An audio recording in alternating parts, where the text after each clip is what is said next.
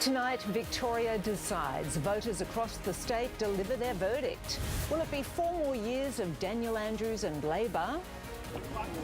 Thanks very much. Thank you. Or a new coalition government with Matthew Guy? Hello, ma'am. Liberal Party? Morning. Thank you. Democracy in action. The polling booth queues were still long, despite the record 1 million pre-poll ballots being cast.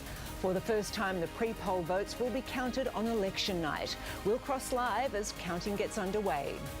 And stay with us for our expert analysis as the all-important results start to come in.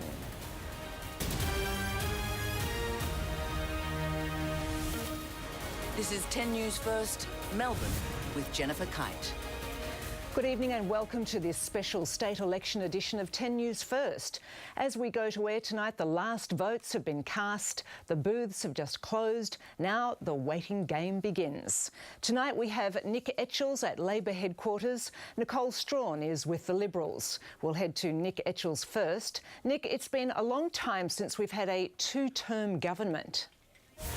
Well, Jen, you've got to go all the way back to Steve Bracks to find a Victorian Premier who served a second term. So if Daniel Andrews manages it tonight, he'll be the first in 12 years. So it'll be a long night for parties and candidates, but also for election officers. Indeed. OK, thank you very much, Annie. Now, let's get an expert view of what to expect tonight. Analyst Sean Salmon is a former political advisor to the Rudd-Gillard federal Labor governments. Sean, it's good to have you with us. It is early still, but what's your feeling about it so far? Well, after Nick showing that poll before, it's hard not to say that Andrews is going to get re-elected. The bigger question is, obviously, by how much and whether or not it'll be a majority or minority government. Which way they go will give us a really good indication of how many seats Andrews will govern by for the next 4 years. Well, it'll be a very interesting night. Sean, we'll speak to you again in our later election bulletin around 9:40. Thanks for your time. Thanks so much. And we'll have more on the election coming up, but after the break, ongoing robbery violence leaves a milk bar owner in despair.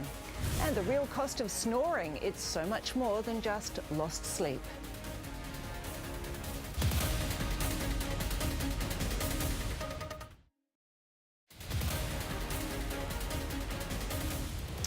Welcome back. The latest on our top stories now.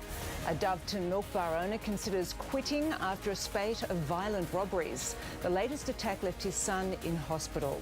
The Federal Energy Minister turns up the heat over Labor's $5 billion pledge to upgrade the energy grid, saying it will reward big power companies, not bring down household bills. And counting is underway in the Victorian election. A record million pre-poll votes didn't stop long queues at some polling booths. Both leaders upbeat about their chances. And back to the state election now. We have Nick Etchells at Labor headquarters. Nicole Strawn is with the Liberals. We'll head back to Nick Etchells first. Nick, things aren't looking good for the coalition. No, not at all, Jen. The exit polls are suggesting Labor has had a further 3% swing, which would deliver them a 55 to 45 win on a two-party preferred basis. Back down to 18 again on Wednesday. And the first day of summer, Saturday, will be just 22 degrees, Jen. So hopefully we've got a warmer summer coming up ahead of us, but not quite yet, I'm afraid. Nice work. Thank you, Georgia. And that's it for this special edition of 10 News First this election Saturday. We will be back with an extended election report a little later at 9:40. We'll see you then.